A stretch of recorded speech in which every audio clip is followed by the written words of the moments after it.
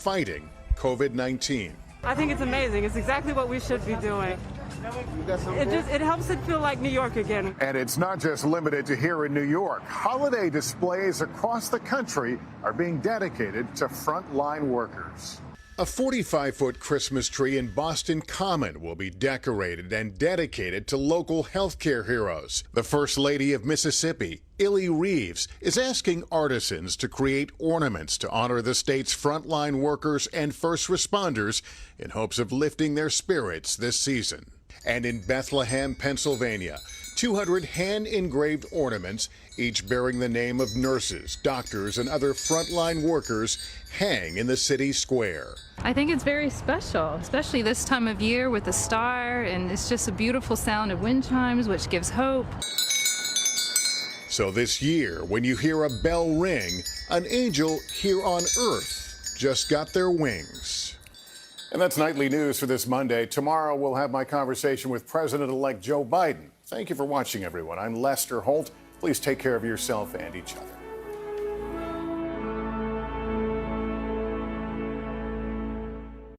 KUAM News, winner of the 2020 Regional Edward R. Murrow Award for Excellence in Social Media.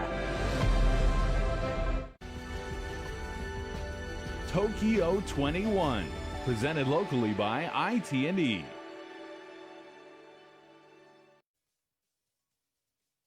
KUAM News Headlines is presented by Calvo's Insurance, a legacy of trust, serving Micronesia since 1938. Matson and the Adahi Itano program. Cars Plus, kick off our holidays by supporting the Make-A-Wish Jingle Rock Virtual Run. Visit the Make-A-Wish Foundation of Guam and CNMI Facebook page for details. McDonald's of Guam, I'm loving it, and King's Restaurant, always open, always local, and serving up favorites for over 40 years.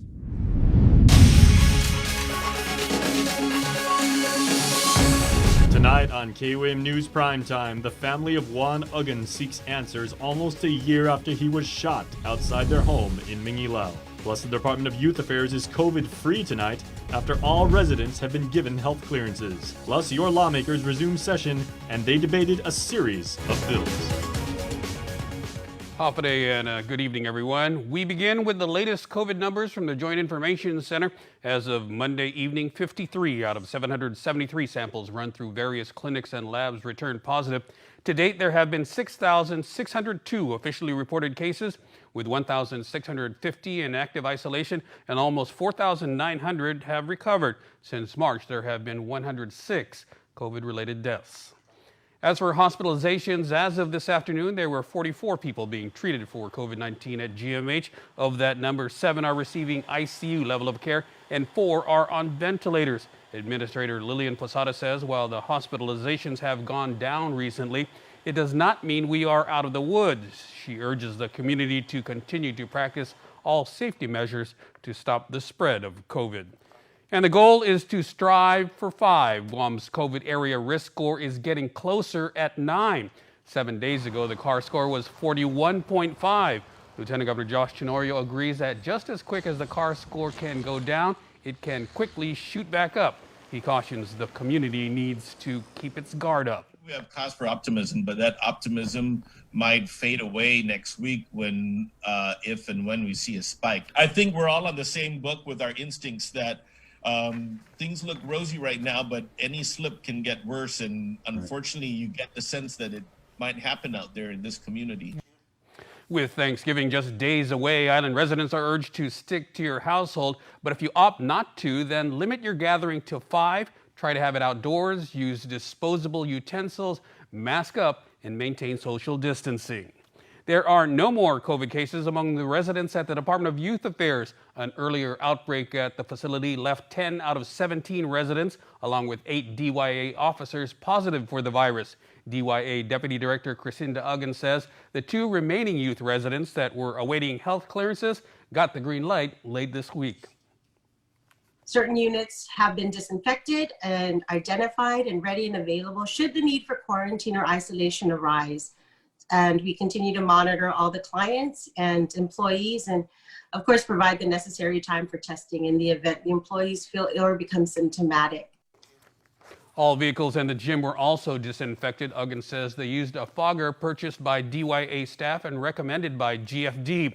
Out of the 8 officers that tested positive, 7 have been cleared and have returned to duty, while 1 awaits clearance. The 2 DOC officers that were assigned to help are still at the facility. Uggan says 2 nurses that were helping with the isolation unit no longer report daily, but they do conduct follow-ups. The Bureau of Budget and Management Research Office is closed until further notice after an employee tested positive for COVID-19 on Monday. Staff won't return until the proper sanitization has been completed and the office is cleared for re-entry. BBMR is working closely with the public health to test all staff. And there are 5 active fraud investigations underway involving companies in Guam and the CNMI. Guam Small Business Administration Branch Manager Ken Lujan says the businesses are accused of defrauding the federal Paycheck Protection and Economic Injury Disaster Loan programs. We see it in the sense that they're duplicating someone else's EIN number, or they're utilizing some other source of information that's false. They've been funded to the point where they actually have the funds. Potential fraud could be those who have not received the monies yet, but potentially are frauding the government because they falsified information. So it can be a combination of the 2, potential and actual fraud. Lujan says there could be more businesses that have attempted to defraud the programs. A little over 2,200 companies in Guam and the CNMI were approved for the PPP, totaling $192 million. While the PPP expired in August, the EIDL program doesn't until the end of the year, and businesses can still apply. Since September, 1,300 applications were approved for the EIDL, totaling some $77 million. And qualified small businesses can apply for rental assistance of up to $15,000 starting tomorrow at 8 a.m. GITA will be taking online applications on its website, investguam.com, from companies who fall under the SBA's definition of a small business. The awards will be for up to 2 months' rent or up to $15,000, whichever is less. You'll need to show a copy of your lease and evidence of business interruption during the pandemic. The deadline to apply is December 11th. The program is subject to fund availability, and completed applications will be processed first come, first served.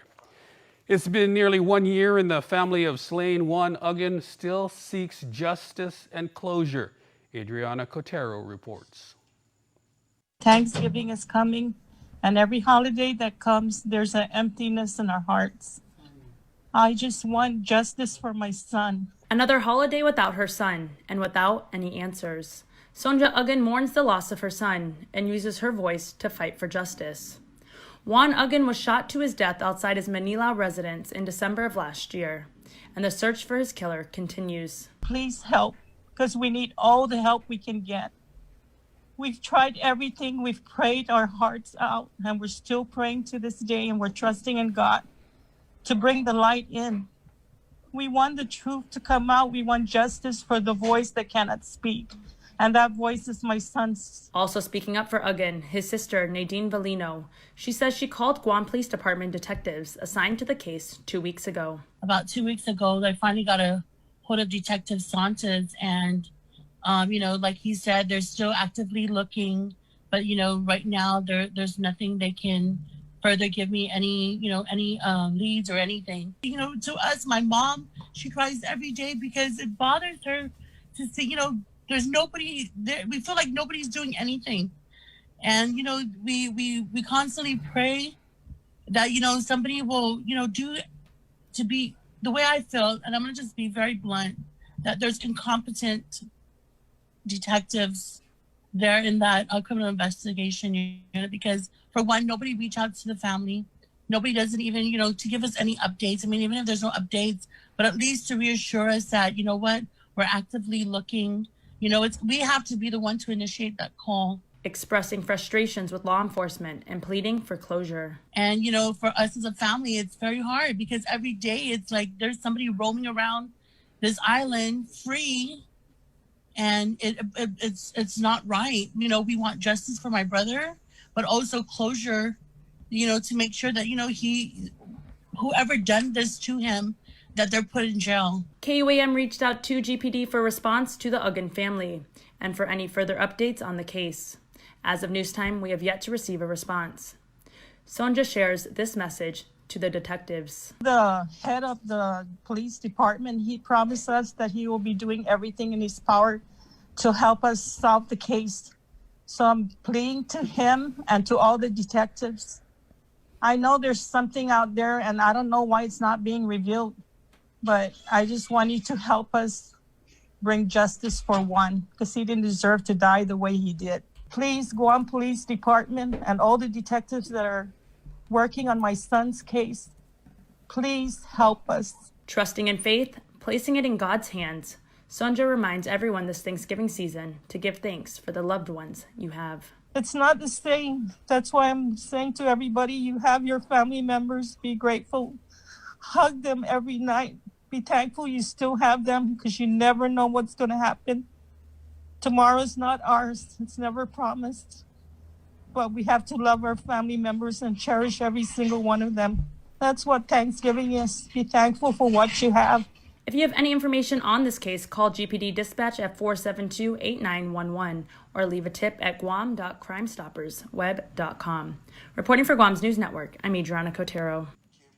The Attorney General's office responded today to yesterday's not guilty verdict in the Mark Torrey Jr. case. The AG said, quote, "The trial of Mr. Torrey has been a lengthy and difficult process, especially for the Piolo family. They have exhibited undoubted courage and strength throughout both trials, and we thank them for standing with us for the duration." A jury found Torrey Jr. not guilty of negligent homicide and aggravated assault, both with special allegations for the possession or use of a deadly weapon in the commission of a felony. He was accused of the deadly shooting of fellow police officer Sergeant Albert Piolo. This was the government's second try of the case. In 2017, a jury found him guilty for the death of his friend, but defense attorney Jay Arreola successfully appealed to the Supreme Court last year, which reversed Torrey's conviction of more serious murder charges. Over in District Court, 59-year-old Dexter Long will serve 87 months in federal prison and a supervised release term of 5 years. He was arrested last year for smuggling over 600 grams of meth into Guam from Hawaii and charged with possession of more than 50 grams of meth with the intent to distribute. It was stated in court that Long was a sole proprietor and did not involve anyone else in the crime. His attorney, Shane Black, said his client was trying to deal with his own drug habit while admittedly doing something wrong. In a personal letter read to the court, Long said, "I've come to realize what truly matters, God, remaining sober, and being there for my family." Long had attempted multiple times through various attorneys to plead guilty. He entered an agreement back in March. And the results of the general election were certified last week, Friday. GEC Executive Director Maria Pangilinan. We are now preparing the certificate. We just sent our first report on the CARES grant that the Election Commission received, and we will continue to clean our voter registry. December 2nd is the deadline to receive absentee ballots from off-island. The commission will hold a tentative meeting that evening at 5:30 to count absentee and provisional ballots from the runoff. Pangilinan says they hope to certify the results afterwards. Separately, the Barragata precinct official that tested positive for COVID is currently in isolation at a government facility. 4 others who worked alongside all tested negative. Lieutenant Governor Josh Tenorio breaks his silence on his rejection as a godparent candidate by the Catholic Church. This morning on The Link, Tenorio said he was chosen to be a confirmation godparent earlier this summer. He is already a Nino many times over, but after attending a practice for the ceremony, he says a parishioner made a complaint about him taking part in that practice. Tenorio, the island and the nation's first openly gay lieutenant governor, said he was later told by church officials that he would not be allowed to become a Nino again, and it wasn't necessarily just because he is openly gay. I think it's more because I'm in a relationship. So I think the church is fine if you're gay, but you're not supposed to do anything about it. So, you know, it's kind of like pretend it's not happening. Let me say this first. The church, they are entitled, I guess, to discriminate the way they want to based on their belief systems. Tenorio said the church has a different set of rules for straight persons in relationships. For unmarried straight couples, who are in a situation to be godparents. They usually will let them do it because within the faith, there is a pathway for them to get married, and the priests use this as an opportunity to minister to them so that they could get married in church. But unfortunately for gays, that is not the case, and it never will be the case. You know, marriage in that context is a religious ceremony, but in the legal government context, it is a civil right. He adds that with the new conservative complexion of the U.S. Supreme Court, local legislation may be in the works to reverse the legalization of same-sex marriages. He vowed to fight such efforts, quote, every step of the way. Still more news ahead. Don't go anywhere. We value relationships because when we commit, I love you guys until you're 80, until you're 90, until you're 100, forever. we are in it for the long run, so you can enjoy the moments that matter. Because when we commit to relationships, we never stop caring. Calvo's Select Care, health care that is always there for you. Federal employees and annuitants enroll today. Okay, so what are we thinking today? I just need a trim. Okay, well, luckily you are in great hands. Perfect. The $1 stylist deal. Is that it? That's it. Or you could get a real deal. McDonald's buy one, get one for $1 deal is here. Buy one of your faves and choose another for just an extra buck.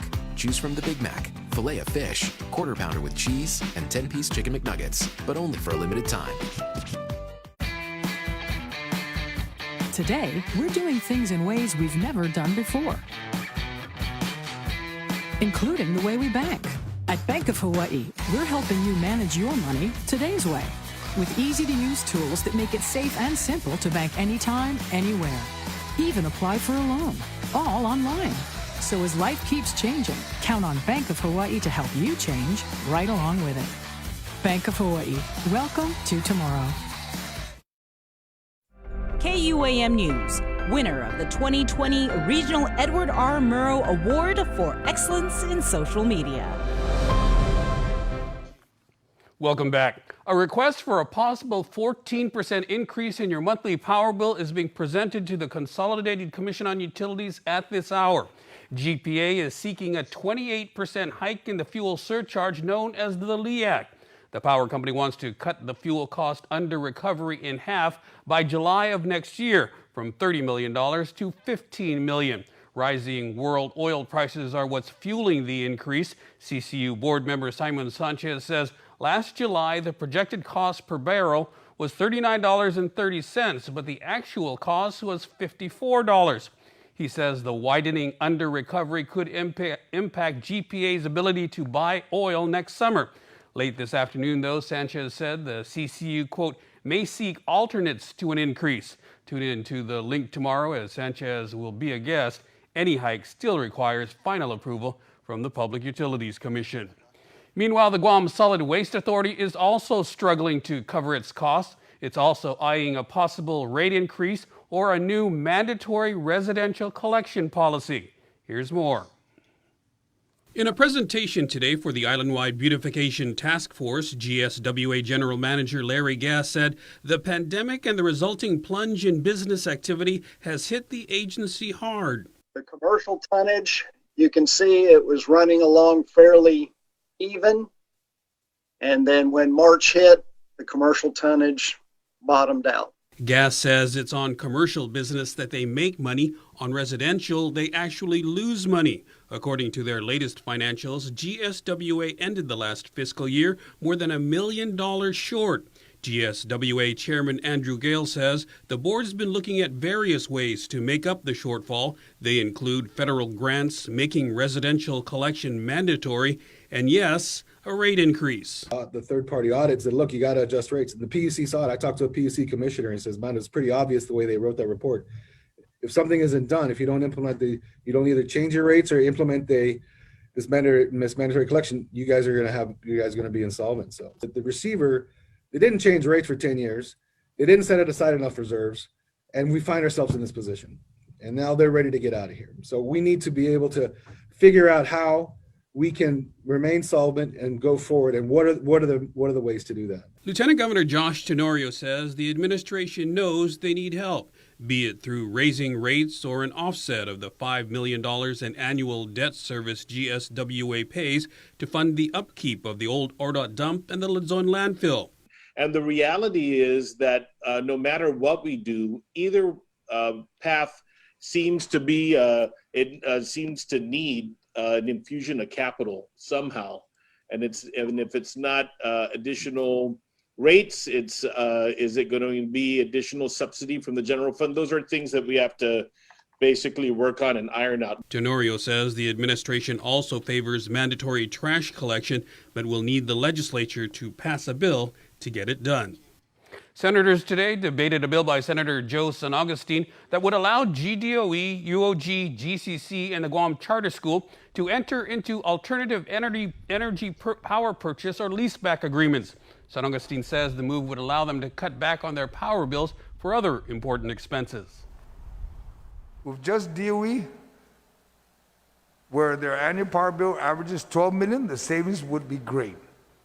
So the savings is going to happen for these institutions. There are many homes, Catholic schools, and commercial buildings in Guam already using PPA method or direct purchase method. They're not doing, and they are not doing it to pay higher utility costs, but rather benefit from the savings. But despite the potential savings, San Agustin moved to set the bill aside for now. Some senators were concerned about the rate impact it would have on non-solar GPA customers. Senators also recessed session until Tuesday morning at 9 o'clock. In national headlines, the General Services Administration notified President-elect Biden's team that it will begin the formal transition process. It comes as the former vice president announces some historic cabinet nominees. Natalie Brand is at the White House with the latest. President-elect Joe Biden and Vice President-elect Kamala Harris met virtually with the U.S. Conference of Mayors Monday. The Biden-Harris administration will have an open door for mayors. Before the meeting, the former vice president released the names of his picks for several key posts. Mr. Biden has chosen Tony Blinken for Secretary of State, Jake Sullivan as National Security Advisor, and Linda Thomas Greenfield to become the next U.S. ambassador to the United Nations. Alejandro Mayorkas is the first Latino American and immigrant nominated as Secretary of the Department of Homeland Security, while Avril Haines has been tapped to become the first woman nominated for Director of National Intelligence. Why'd you go with national security first? Because it's national security. After a standoff of more than 2 weeks, the General Services Administration has given the go-ahead to begin the formal transition process. On Twitter, President Trump says his case strongly continues, but he's now telling the GSA administrator to do what needs to be done. Michigan's Board of Canvassers voted Monday to certify former Vice President Joe Biden won the state. It also passed a motion calling on the state legislature to investigate the election. The first family has made few public appearances since election night, but they are now preparing for the holidays. Monday, First Lady Melania Trump received the White House Christmas tree, and on Tuesday, President Trump is expected to participate in the annual Thanksgiving turkey pardon. Natalie Brand, CBS News, the White House. Back here at home, did you feel it this morning? A 5.3 magnitude earthquake shook Guam at about 10 a.m. local time. The quake was centered 84 miles northeast of the island at a depth of 76 kilometers. The Guam Office of Civil Defense says no damage or injuries were reported. Tis the season to give thanks for what we have and to give back to those in need. But with the world rocked by the pandemic and the economy shot, the need has grown more than ever. Tyler Matanani has more on how you can take part in the effort to bring joy to others this holiday season.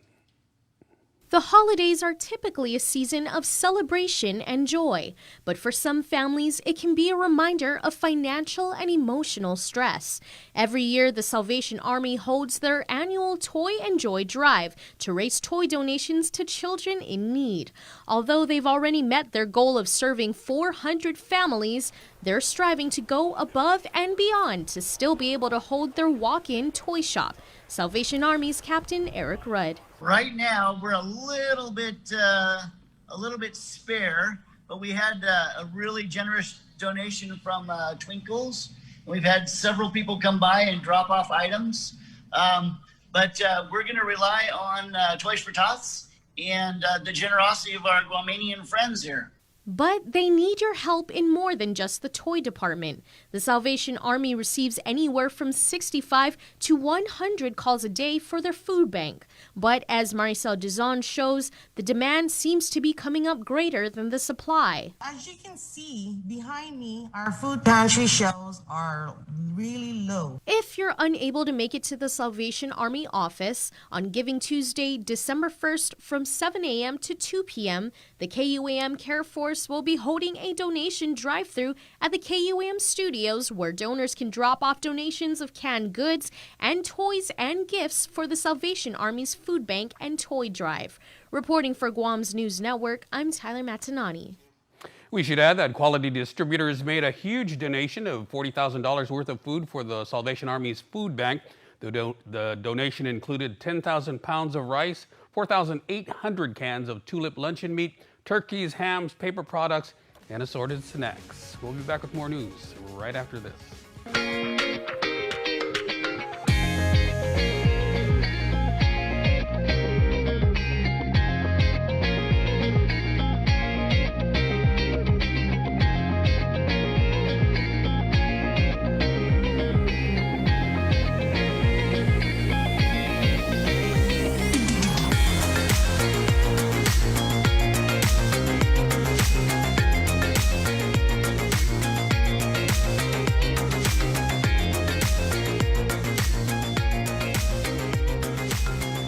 Your community calendar is brought to you by Taco Bell. Whether it's your first meal or your fourth meal, we've got you covered. Taco Bell, live Más. Get going with GTA Prepaid Unlimited. It's easy to load. Simply press star 488#, send, select 2 on your screen, and then load. And with fast LTE data, you're able to quickly connect and share to your digital world. Plus, with reliable service, you're able to connect with loved ones whenever, wherever. GTA, we start with you. It makes myself and it makes my team members very proud to work for an organization that has been on island for many years with its focus on reliability, dependability, and commitment to the communities that they operate in. Matson's a great corporate citizen to the community. We all benefit from any sort of environmental commitment we make. One of the ways that we do that is with our Adahi Utano program. There's action behind it, and so action breeds commitment. With the Kaimana Gila coming to Guam, this brings a new age and modernization to the island. It's exciting for me because it's a brand new ship and we can carry more freight into the island. It just shows growth for Guam and Micronesia. Matson would be nothing without its customers, and we hope to continue to serve you for decades to come. Are you looking to save? Here at Cars Plus, it's Black Friday every day. You'll love our entire Hyundai SUV lineup, like the 2020 Hyundai Tucson, ranked Best Compact SUV by J.D. Power in 2020. Drive home in your new Tucson starting as low as $158 per paycheck, equipped with Guam's only lifetime powertrain warranty. That's right, there's only one place to shop for your SUV this November. It's here at Cars Plus. Call us at 477-7807 to schedule your appointment today. Terms and conditions apply. See dealer for details. How do you top the original pan pizza from Pizza Hut? You go beyond. A new plant-based sausage so meaty you have to taste it to believe it. Uh-huh, I see you staring. The new Beyond Pan Pizzas, here for a limited time. No one out-pizzas the Hut. Welcome back, everyone. This morning on The Link, Jess Rosario from Boca Box offered tips on avoiding pandemic weight gain. Here's more. I'll tell you what, even if for me and my son, we've every weekend we cut the grass. And we usually cut the grass like every 2 to 3 weeks. But I mean, it was a way for us to just get out of the house. We cut the grass, and our grass has never looked better. So, and we've things like painting the house, doing yard work, that goes a long way. You're fixing up your house and you're getting some sort of physical activity. Right. Let's talk about diet. So your advice to those people who are in that rut, just get out, do anything, take a walk. And, dealing with a lot of stress of this pandemic, because I know that we're all carrying stress that we might not even know we're carrying. I find what's helpful is doing things like ball slams or, violent type workouts, like the sledgehammer on the tire thing. You know what I mean? Like that makes me feel good, and I just picture issues on the ground and I'm slamming the ball into them, or I don't even know if that's healthy, but I think it is. I mean, right? Because you want to do like walking is okay, but I'm under so much stress. Walking is like not going to help. I got to do like, something like, Yeah, you got to release that energy somehow. Right. Yeah. If it's punching a bag, or I used to put tires against the tree and kick the tree, but right, yeah. Anything to let that aggression out, you gotta do something. What about, but, even I feel that, aside from exercising and being physically active, what you eat plays a major role in how you feel. Food affects our hormones no matter what. And if we're eating crap, then we're going to feel like crap. So with my family, again, I'm always going to relate to what we've done, because I feel that we're pretty realistic with our approach to life and nutrition and fitness. But my family, again, we got into the habit of eating a lot of takeout. We wanted to, support businesses that were struggling, so we ordered out a lot. But we started feeling that, wasn't as healthy as we should be feeling. So we took some time to start buying a little bit more groceries. My wife even did that Payless order online thing, so we didn't have to go into the stores all the time. But we started making our food, started experimenting, and we started eating a lot healthier, which then pays off because we feel a lot better. We wake up I have to wake up early in the morning to get things cooking at the Boca Box, but I noticed that if I'm eating like crap, I have a hard time waking up. So I had to really change my diet to make sure that when I wake up, I'm ready to go. I'm not dragging my feet. I'm not taking 5 minutes in the bed trying to, thinking about like, oh my God, what am I going to eat today? When I wake up, I'm ready to go. I get ready, head out the door, and I'm working all the way till I get home. Let's talk about, so we talk about, garbage in, garbage out, value exercise. Let's kind of switch gears and focus a little bit on what you guys have been doing with Boca Box, because I saw you had a Boca Thanksgiving. Man, look good, dude. Yeah, it's, for the holidays, a lot of people right now are trying to get back into fitness and trying to lose some weight. But this is the time, starting Thanksgiving all the way to New Year's, when people are like, screw it. It's going to be too many parties and whatever, so I'm going to go through the motions. The pandemic gives us, I guess, a way not to attend all those parties anymore. Coming up, our Cold Stone Creamery birthday shout-outs. Don't go anywhere. When I need to pay my Docomo Pacific bills or manage my account, all I do is visit mydocomopacific.com.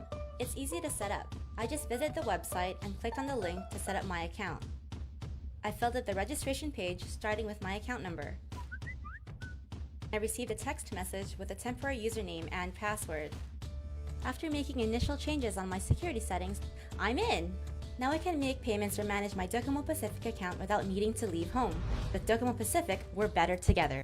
Guam's auto appearance specialist, Elegant Reflections, has been providing the automotive industry with professional detailing and car care products at its highest quality, from complete detailing, full interior detailing, exterior detailing, headlamp restoration, hand washing, seat and carpet shampoo, engine degreasing, undercarriage cleaning, paint sealant, fabric protection, paint oxidation removal, and so much more. Visit us at our new location. Call 646-5555 for an appointment. Elegant Reflections, Guam's auto appearance specialist, over 20 years of experience. The only way you beat 6-month aged cheddar toasted on the shell of a chalupa is to put it in this box. The Toasted Cheddar Chalupa box is back for a limited time, only at Taco Bell. And before we go, here's a look at your birthday shout-outs from the Cold Stone Creamery Birthday Club. Happy birthday on November 24th to Vicky, to our beloved grandma. May your day be as beautiful as you are. Will you getting love from your grandchildren, Jody, Ray Ray, Shaden, Rena, and Jody-ish. P.S. They love, and you are getting love also from your Guam and Pars families, who they say they miss you so much. Aliatano, happy birthday to you, coming from Mom, Dad, Cadence, Grandma, Papa, and the family. Happy birthday 13 to Caleb Ricaldi, to our grandson. I know we can't celebrate big on your special day due to COVID. However, the most important is that you're healthy and well. Love, Papa and Pama Castro. Eli Bruce has birthday number 9, and our book-loving, kind-hearted, strong-willed, super smart protector. We are so proud of the boy you are becoming. Love Mom, Dad, Jalen, Zane, Silas, and Jude. And a belated birthday wish going out today to Ava Applegui, who was born on the 23rd of November. Happy birthday number 6, Ava. We love and miss you. Say Nina Joni, Auntie Steph, and Auntie Ness. And that's our report for tonight. Thanks for watching, everyone. Please be safe out there.